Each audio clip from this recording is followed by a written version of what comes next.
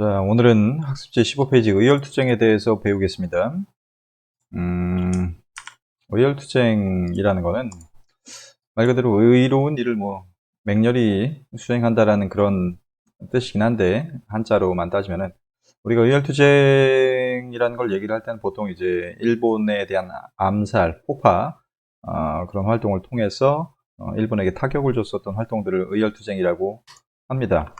오늘은 대표적인 의열투쟁에 대해서 볼 건데, 일단 여기 1번에 나오는 내용들은 좀 이따 밑에서 다시 다 얘기할 거기 때문에 여러분들이 그냥 빈칸만 채우고 그냥 여기는 체크를 특별히 하지 않아도 됩니다. 일단 밑에서 다 나올 겁니다. 좀 페이지의 순서를 왔다 갔다 하면서 좀 보겠습니다. 시간 순서대로 볼 겁니다, 오늘.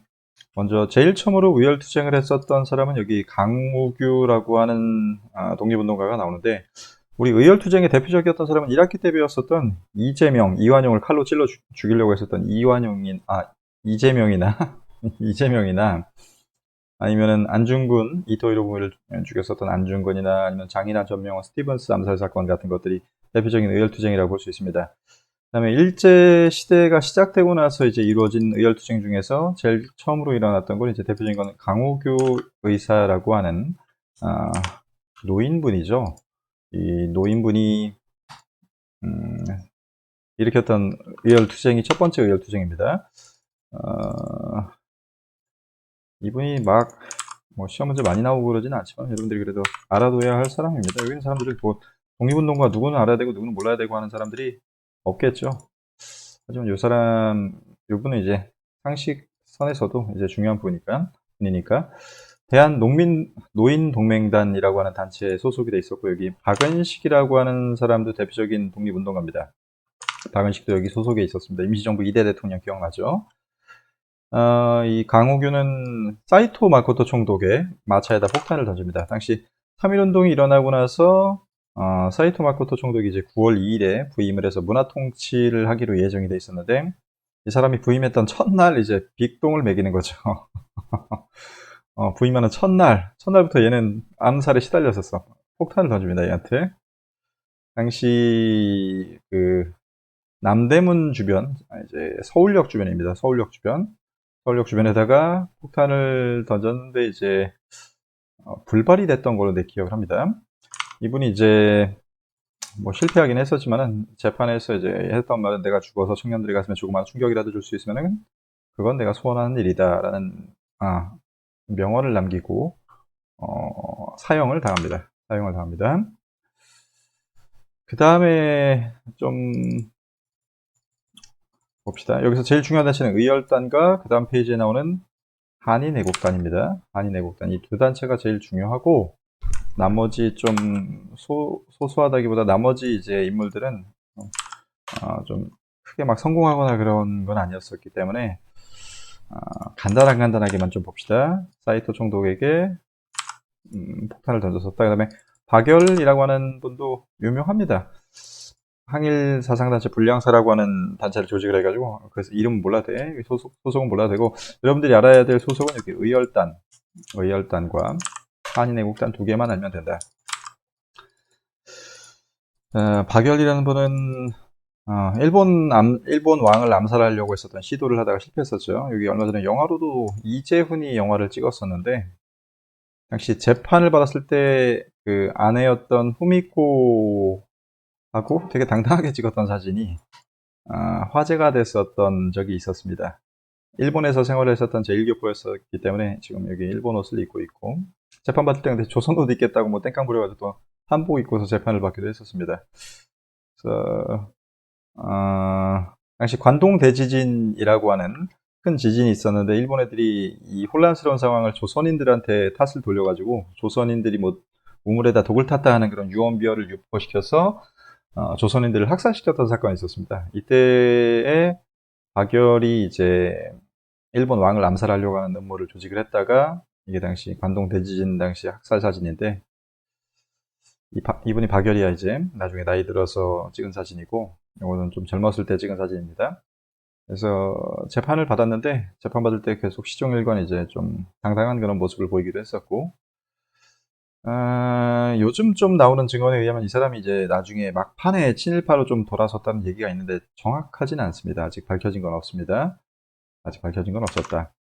박열이라고 하는 분 알아두고, 그다음에 조명하, 이분은 막 중요하진 않고, 타이 중에서 이제 일본 왕의 친척을 암살을 하려고 했었던 사람입니다. 실제로 칼로 독을 묻은 칼을 일본 왕 친척이 지나갈 때 던져버려가지고 명중시킵니다. 명중시켜서 그 자리에서 죽진 않았는데 나중에 이제 폐혈증 걸려가지고 그 친척이 죽습니다. 일본 왕의 친척이.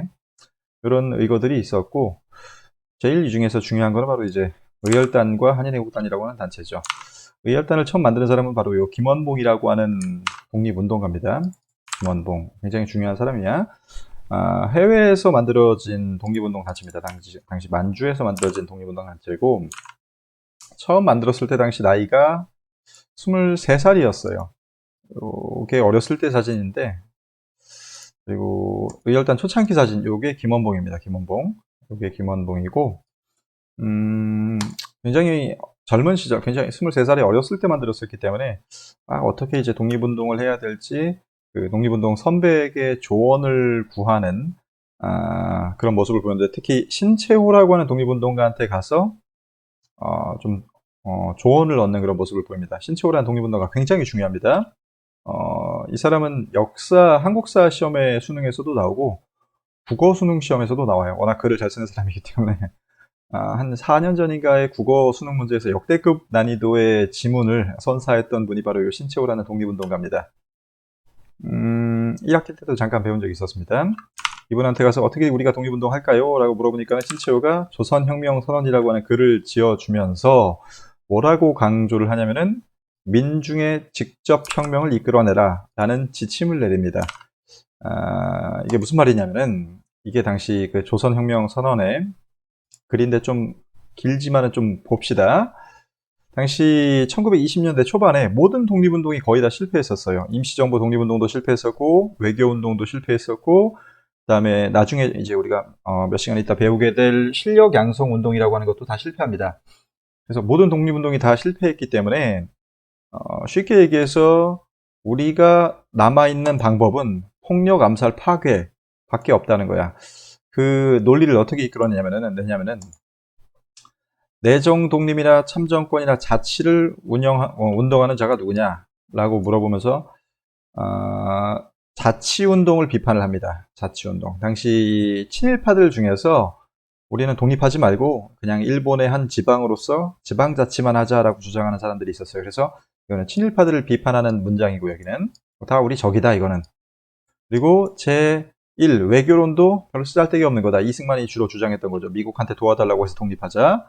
근데 야 얘는 외국인이 우리 문제를 신경을 쓰겠어? 라고 하면서 비판을 한 거고, 두 번째는 준비론, 이거는 실력 양성론입니다. 안창호 같은 사람들이 주장했던 실력 양성론은 10년 내외 각지에서 목이 터질 만치 실력 양성을 하면서 준비를 불렀지만 그 소득이 몇 개 완전한 학교와 실력이 없는 단체뿐이었다 해서 우리가 실력을 양성할 동안 일본이 가만히 있냐는 얘기야. 그렇기 때문에 우리는 폭력, 암살, 파괴를 해가지고 빵 터트려서 민중의 혁명을 이끌어내자는 거예요. 민중의 혁명. 3.1운동과 같은 그런 큰 혁명을 일으켜야 되는데 그거는 국민들이 가만히 있다가 일어나는 건 아니고 우리가 앞에서 이렇게 일본 애들 암살하고 폭파시키고 해가지고 그런 큰 사건을 일으켜가지고 민중들의 혁명을 이끌어내자라는 것이죠. 그래서 이 신채호는 우리의 독립의 가장 강력한 수단으로서 민중 직접 혁명이라는 거를 주장을 하고 그걸 앞에서 이끌어낼 행동 대장으로서 바로 의열단을 지목을 한 겁니다. 그래서 니네가 이러한 기관들을 다 터트리고 죽여버리고 하면서 민중의 직접 혁명을 일으켜라 라고 하는 그런 지침을 내리는 거죠. 이 조선혁명선언이라고 하는 지침을 받고 나서 굉장히 활발하게 김원봉의 단체인 의열단이 의열 활동을 벌이게 됩니다. 요 7가사를 곱하기는 그냥 한번 읽어보세요. 외울 필요는 없습니다.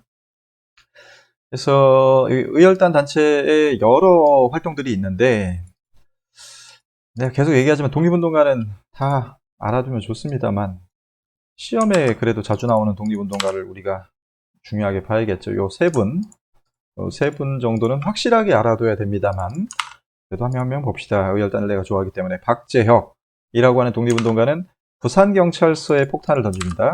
부산경찰서에 당시 독립운동가가 잡혀가지고 막 고문당하고 있었던 그런 상태여가지고, 거기에 그 경찰서장, 일본인 경찰서장이 책을 좋아한다는 얘기를 듣고서 책 판매상으로 위장해서 들어가서 경찰서장 앞에 면전에다 대고서 폭탄을 던져버려요.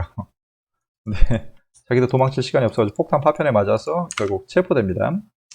최천택도 이제 같은 의열단 사람인데, 이 사람은 딱히라기보다 막 엄청난 활약을 한 건 없고, 당시 박재혁이 부산이 아니라 이제 그 일본 경유해서 부산으로 들어갔었는데, 상하이에 있다가 일본 경유해서 부산으로 들어갔었는데, 김원봉한테 쓴 편지입니다. 자기가 이제 죽을 걸 알았던 것 같죠.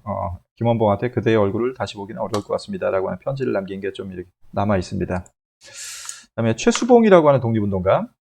최수봉 의열단, 이 사람은 밀양경찰서에 폭탄을 던집니다. 최수봉. 그래도 박지혁까지만 알아두고 최수봉까지는 됐고, 그다음에 김익상으로 갑시다. 김익상부터가 이제 중요한데, 김익상은 왜 중요하냐면은 사이트 얘를 또 암살하려고 그랬었어. 일본 총독부에 가서 직접 폭탄을 던져버려요. 총독부 내부에 들어가가지고 내부에 들어갔었나? 내부에 들어갔었죠. 영원히 고통받는 사이토. 이 자식 근데 잘 살아가지고 나중에 일본으로 가서 총리까지 해먹는 놈이야. 아주 질긴 새끼야 이거. 그래서 얘를 죽이려고 이제 총독부에 가서 맨 처음에 2층에다가 폭탄을 던져요. 총독부 2층에다 폭탄을 던지고서, 그러니까 맨 처음에 김익상이 중국에서 국내로 돌아올 때, 중국에서 폭탄 가지고 돌아올 때 기차를 또 당당하게 타고 오는데, 기차 타고 오면은 거기 안에 일본인들이 검문을 한단 말이에요. 근데 검문을 할 때 옆에 있었던 일본 그 애엄마하고, 일본 애기 엄마하고 마치 이제 자기가 남편인 것처럼 유창하게 일본어를 해서 검문을 피했다고 합니다. 그렇게 해가지고 서울로 들어와서 총독부에 가서 전기 수리공으로 변신을 해요. 이 의열단 원원들이 변장에 굉장히 능해요. 변장과 무술 뭐 그런 거에 굉장히 능합니다. 전기 수리공으로 변신을 해서 총독부 2층으로 가가지고, 총독실이 어딘지 모르니까는 폭탄을 아무 데나 이제 던진 거야. 던졌는데 빵 터지니까 사람들이 막 몰려오겠죠. 그래서 자기는 이제 도망치면서 1층으로 내려가면서 다시 하나 폭탄 던지고서 사람들이 막 몰려올 때 여기 위험하니까는 도망가요 하면서 일본말로 도망가요 하면서 총독부에 크게 두 발의 폭탄을 던집니다. 한 발은 이제 불발됐었고, 한 발은 이제 빵 터졌었고, 해서 총독부를 전기수리공으로 위장하고 들어갔다가 유효하게 빠져나옵니다. 유효하게 빠져나와서 상하이로 탈출해요.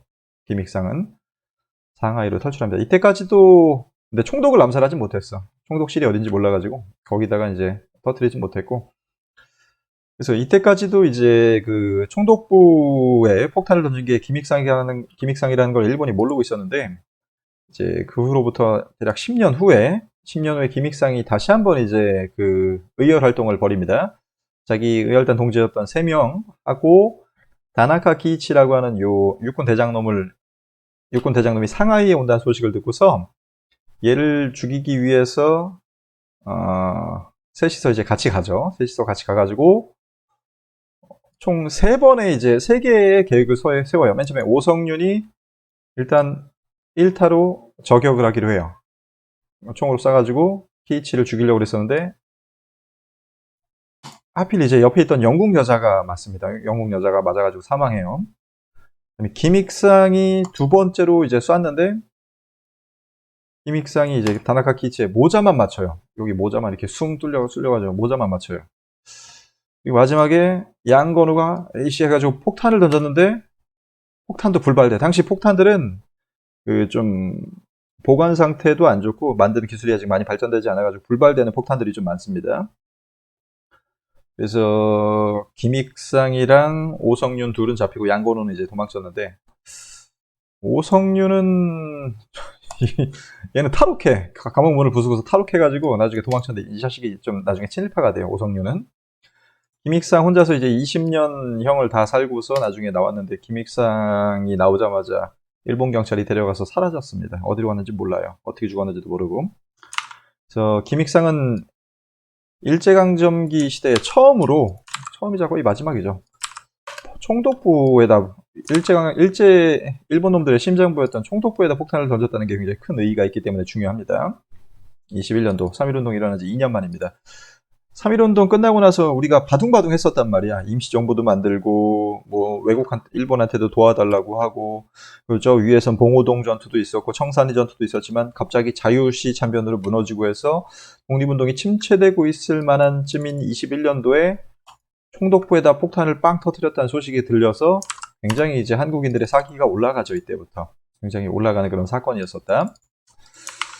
그 다음에 유명한 인물은 바로 김상옥 의사입니다. 김상옥 의사. 당시 김상옥 의사가 거사를 일으키고 나서 동아일보의 신문이 실렸었던 사건인데, 김상옥 의사는 종로경찰서, 당시 고문경찰관들이 많았었던, 독립운동가들을 잡아서 고문을 많이 시켰었던 종로경찰서에 폭탄을 던졌기 때문에 굉장히 유명한 사람이고, 덩치가 굉장히 좋습니다. 이분이. 딱 봐도 힘이 세게 생겼죠, 좀. 3.1운동 때부터 이제 독립운동에 뛰어들기 시작을 합니다. 3.1운동 때 이제 지나가다가 어떤 여학생을 일본 경찰이, 말에 타고 있는 일본 경찰이 어떤 여학생을 이렇게 죽이려고 하고 있었던 것을 발견하고서 자기가 그 일본 경찰을 말에서 끌어내려가지고 패대기 친 다음에 이 칼을 뺏었어요. 그 칼이 지금 여기 독립기념관에 남아 있습니다.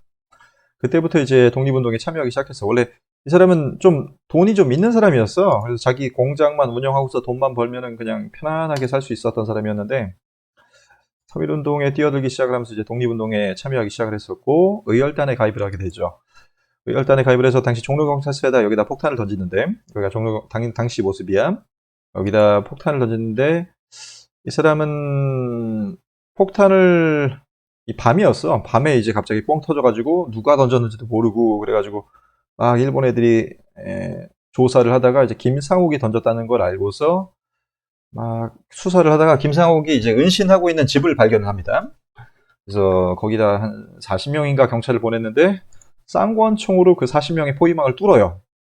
쌍권총으로 40명의 포위망을 뚫고서 주변에 있었던 절로 이제 숨어듭니다. 절에 가서 스님한테 도와달라고 해가지고 안 걸리려고 그 승복 있죠. 스님들이 입는 옷. 그걸 빌려 입고, 그 다음에 신발도 이제 급하게 도망치느라고 신발이 없어서 이제 당시 겨울이었는데 눈 덮인 그런 길을 걸어가느라 발에 동상이 걸렸던 것 같아요. 그래서 어쨌든 신발도 빌려 신고 해서 다시 이제 인근의 집에 은신을 합니다. 그때 이제 절에서 다시 인근의 집으로 갈 때 그 신발을 거꾸로 신고 가는 그런 용의주도한 모습을 보입니다. 신발을 거꾸로 신고 가면은 발자국이 당시 눈이 왔으니까 어떻게 남겠어? 이렇게 반대로 남겠죠. 반대로 남아서 일본 경찰의 추적을 피하기 위해서 그런 굉장히 영리한 모습을 보이죠. 당시 서울의 효제동이라고 하는 집에 숨어 있었는데 거기도 근데 며칠 있다 발견돼요. 발견돼가지고 일본인들이 들이닥쳐서 여기에서 일본 경찰이 이 김상욱 하나를 잡으려고 거의 1000명 가까운 경찰 인원을 보냈다는 얘기가 있습니다. 500명 뭐에서 한 1000명 정도 사이에 경찰을 보냈다는 얘기가 있는데, 당시 김상욱이 집에 숨어 있다가 일본 경찰이 들어오니까는 들어온 경찰들을 사살하고서 벽장을 뚫고서 옆집으로 도망쳐요. 벽장을 뚫고 그리고 지붕을 타고 그다음에 담을 넘고 해가지고 거의 한 1시간 가까운 총격전을 벌입니다. 그래서 이 과정에서 일본 벽을 막 넘고 그래서 1시간 가까운 총격전을 벌이는데, 이때 일본 경찰들 16명을 사살해요. 일본 경찰들 16명을 사살하고 마지막 남은 총 한 발로 자결합니다. 나중에 이제 시신을 부검해 보니까는 몸에 11발의 총알이 박혀 있었다고 합니다. 그러니까 일본 애들한테 10발의 총을 맞고 마지막에 자기가 한 발 자결한 건데, 10발의 총알을 맞을 동안에 이제 계속 싸웠다는 거죠. 그래서 영화로도 그 밀정이라는 영화의, 지금 이 밀정이라는 영화의 장면입니다, 이게. 거기에서도 이제 영화화 될 정도로 굉장히 멋있는 사례였었다 라고 알고 있으면 되고, 김지섭 사진을 내가 준비를 안 했네. 이것은 김상욱이 아니고 나석주. 김지섭은 이중교라고 하는 그 다리가 일본 왕궁 앞에 있는 다리인데 거기다 폭탄을 던집니다만 실패합니다. 김지섭. 그냥 그런 사람이 있다 정도만 알아두고. 그다음에 나석주 의사입니다. 나석주 의사. 나석주 의사는 그 당시 우리나라 토지조사 사업으로 우리나라 땅을 뺏어서 일본 애들에게 싸게 팔았었던 동양척식 주식회사라고 하는 요 회사에다 폭탄을 던집니다. 폭탄을 던지기 전에 이미 들어가면서 일본 기자 죽이고 일본 관리 죽이고 하면서 빵빵빵 쏘다가 폭탄 던지고 나와서 여기 거리 앞에서 총격전을 합니다. 총격전을 하다가 자기가 이제 마지막 한 방 남은 걸 가슴에 대고서 자결을 했는데 거기서 죽지 않아. 즉사하지 않고 그래서 실려갔는데 치료를 거부하다가 결국은 사망합니다. 조명하 열사 여기 이름이 나오네요. 이런 의열단의 활약이 굉장히 중요하니까는 잘 기억하기 바랍니다. 요 세 분 특히 세 분 중심으로 공부하길 바라고. 그 다음에 유명한 단체는 이제 요 한인애국단 넘어가기 전에 의열단은 1920년대 후반부터 약간 활동의 방식이 변합니다. 이렇게 폭탄 던지고 하다 보니까는 독립이 잘 되지는 않았단 말이야. 생각했던 것처럼 민중의 혁명도 일어나지 않았었고. 그래서 이때부터는 그 조직적인 무장투쟁을 준비합니다. 그래서 군관학교에 입학을 해가지고 체계적인 군사교육, 그러니까 군대를 만들려고 했던 거죠.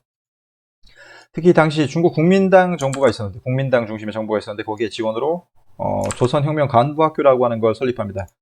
이걸 통해서 여기서 몇 명의 장교들을 양성을 하고 독립군 간부를 양성을 하는 거죠. 그렇게 해서 본격적으로 군대를 만들기 시작하고 30년대 중반부터는 정당을 만들면서 본격적으로 국가 건설에 착수를 하기 시작을 합니다. 민족혁명당이라고 하는 정당이 있는데 굉장히 중요합니다. 나중에 또 다시 나올 겁니다. 좀 이따 몇 페이지 지나면 또 나올 겁니다. 이거는 조선혁명 간부학교 같은 걸 만든다. 여기까지가 20년대 대표적이었던 의열 활동에 대한 얘기들이고 몇 번 지났나? 오케이.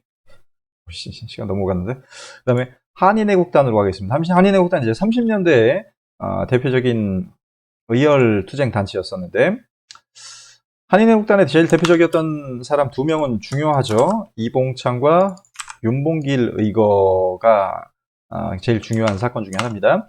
당시 임시정부는 완전히 망해 있었고 그래서 월세도 제대로 못 내고 해가지고 막 집주인이 월세 받으러 오면 막 숨어 다니고 그랬었어. 대한민국 임시정부에서.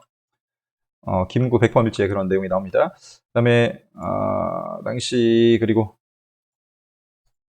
중국인하고 사이가 안 좋아져요. 우리가 만보산 사건이라고 하는 사건에서 중국인들하고 그 수로 저수지 같은 이제 물이 지나가는 길 그 공사를 하다가 중국인하고 이제 세력 다툼이 벌어져서 한국인과 중국인 사이에 어떤 패싸움 같은 게 벌어졌는데 그걸 계기로 해서 중국인들의 반한 감정이 굉장히 커지기 시작을 합니다. 그래서 임시정부도 중국에 있었고 대부분의 독립운동단체들 얘네들 의열단도 중국에 있었던 단체들인데 반한 감정이 심해져서 독립운동을 제대로 못했었단 말이야. 그래서 이런 것들을 좀 극복하고자 하는 필요성이 생겨서 만든 단체가 바로 한인애국단입니다. 한인애국단은 김구가 주도로 해서 만드는데 당시 이봉창 여러분들 국어 시간에도 뭐 배우던데 보니까는 이봉창 의사가 이제 첫 번째 의거를 터뜨립니다.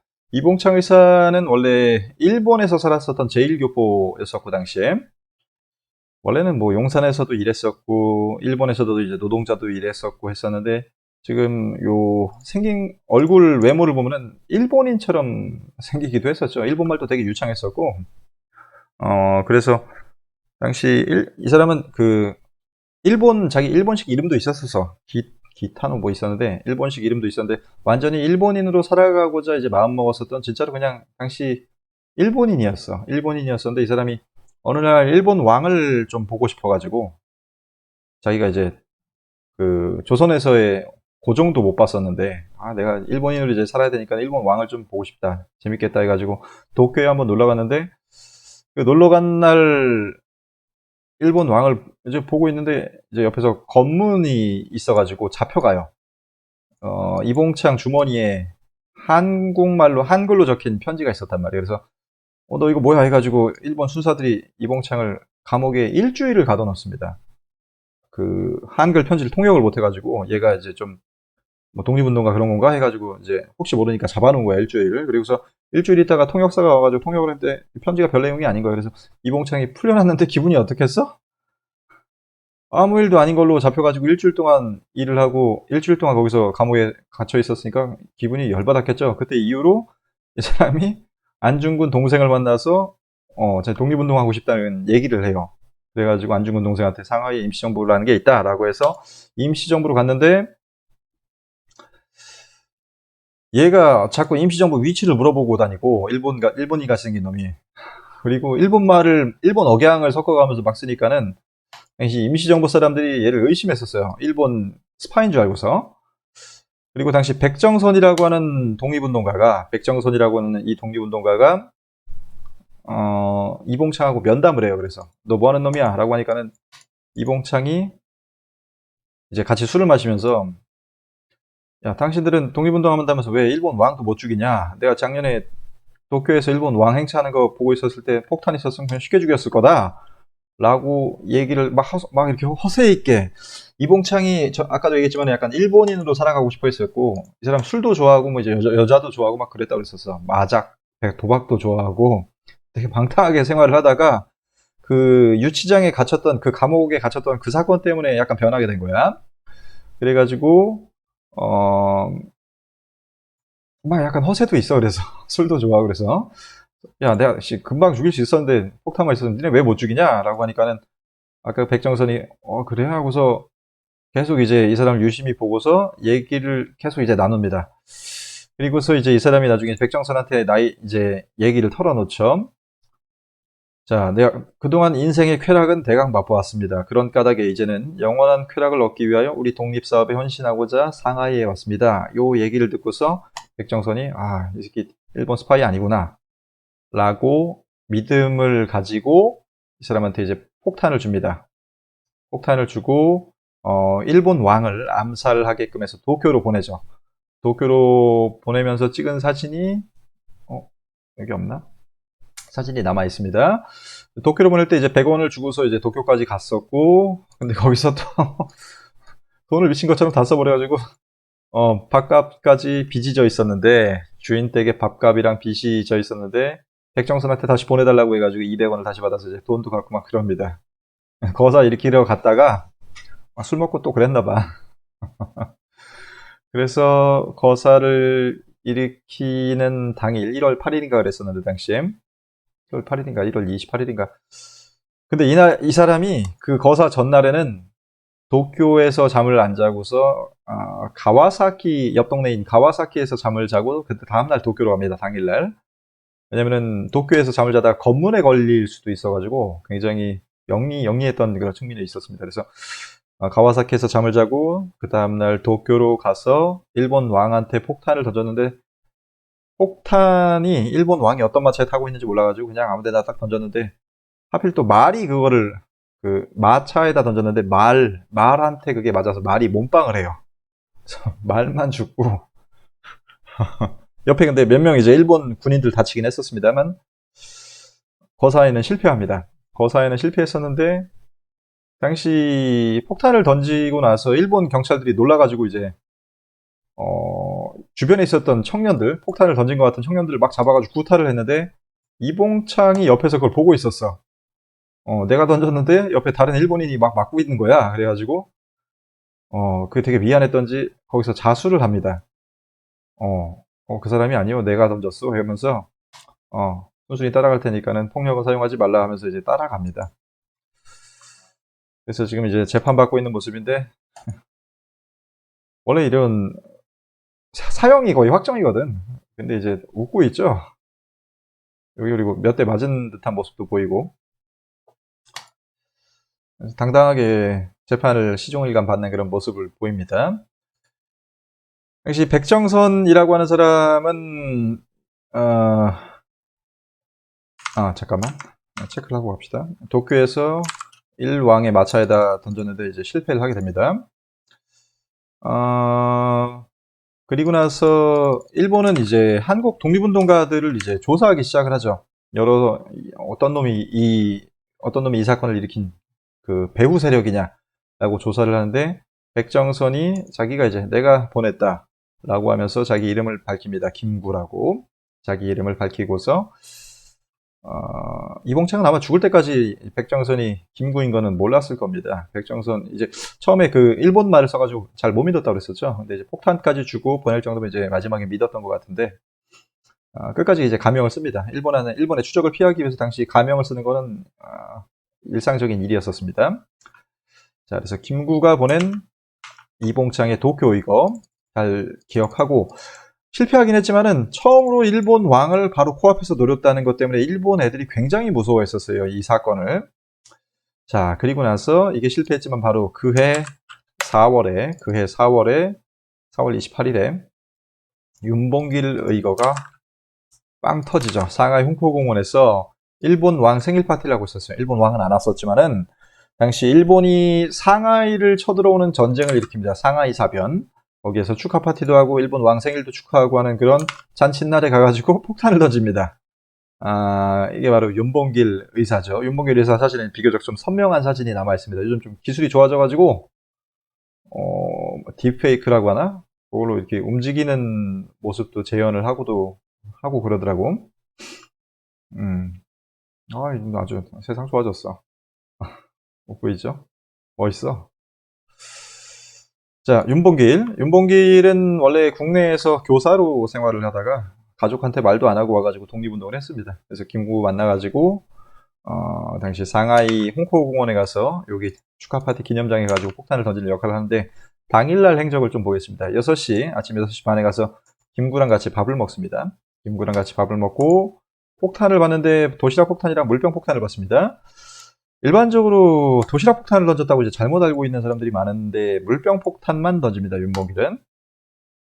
당시 여기 축하 파티장에 도시락이랑 초대장을 가지고 오라는 그런 메시지가 떠요. 도시락이랑 초대장을 가지고 온 사람들이 입장할 수 있다 뭐 그런 기사가 뜹니다. 그래서 도시락이랑 물병 형태의 폭탄을 만들어서 김구가 전달을 하고 떠나죠. 떠날 때 윤봉길은 김구 시계가 너무 낡아가지고 자기 좀 새 시계랑 바꿉니다. 마음이 좀 여린 거죠. 김구 이렇게 독립운동 불쌍하게 하고 있으니까는 자기 새 시계랑 바꿔줍니다. 왜냐면 자기는 이제 가면은 죽는단 말이야. 근데 김구가 이제 그 시계를 나중에 가지고 와요. 김구가 나중에 윤봉길 시계를 계속 가지고 있다가 해방되고 나서 가지고 오고 김구 시계도 나중에 이제 윤봉길이 사형당하고 나서 윤봉길 유족이 이걸 봤는데 이걸 이제 그 국내로 가지고 옵니다. 이게 지금 윤봉길 기념관에 있습니다. 충남에 윤봉길 기념관에 있다. 그 당일날 4월 29일에 홍코우공원에 일본인 군인과 중국 그 관리가 서 있었어요. 요 행사 기념식장 정문 앞에. 윤봉길이 요 앞에 가서 당연히 누구한테 이제 들여보내달라고 할까? 윤봉길은 초대장이 없었어. 도시락만 있었고 초대장은 없어가지고 둘 중에 한 명한테 나 들여보내줘라고 이제 땡깡을 피워야 되는데 누구한테 갔을까? 당연히 여기 중국 관리한테 갑니다. 왜냐면 얘가 만만하잖아. 얘한테 가가지고 나 초대장 모르고 안 가져왔는데 들여보내줘 라고 일본 말로 해요. 일본 말로. 일본인인 척 해서 일본 말로 해요. 그래서 중국 관리가 이제 당시 상하이 사변으로 상하이가 점령당한 상태였기 때문에 일본인이 와가지고 나 들여보내줘 라고 하면 무서워서 이제 어쩔 수 없이 들여보내줘야 되는 그런 상황이었었어요. 그래서 윤봉길은 유창하게 일본말로 얘를 속인 다음에 이 안으로 들어갑니다. 이 안으로 쏙 들어갑니다. 당시 행사장 안에는 수만 명의 일본군들이 있었습니다. 이거 축하 파티하는 곳이었었죠. 수만 명의 일본군들이 지금 당시 사진, 영상이 남아있어요.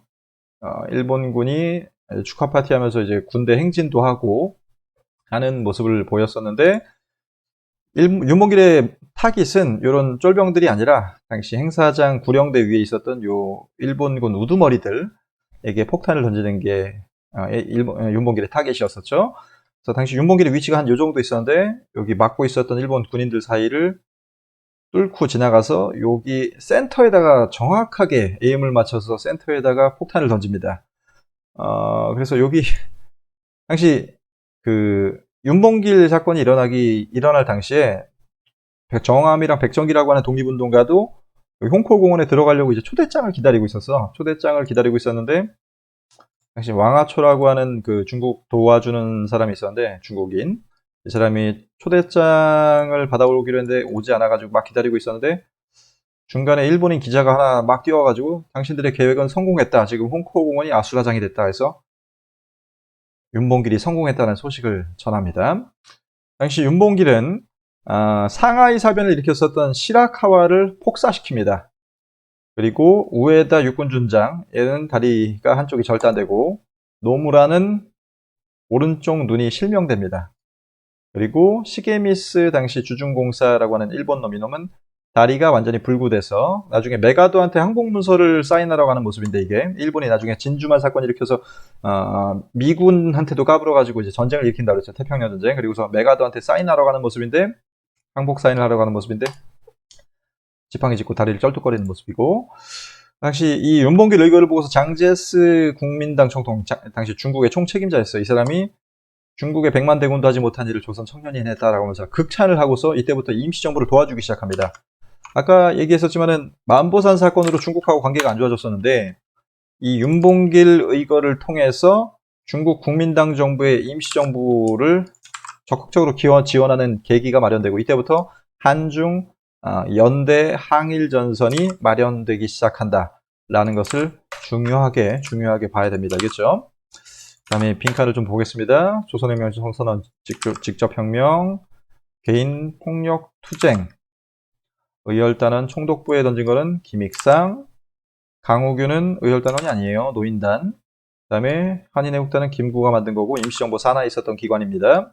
그 다음에 국민당 정부가 윤봉길 사건으로 지원을 해주기 시작했죠. 신채호의 조선혁명선언, 그리고 의열단은 조선혁명 간부학교를 만들었고, 그리고 민족혁명단도 나중에 만든다. 여기까지 하겠습니다.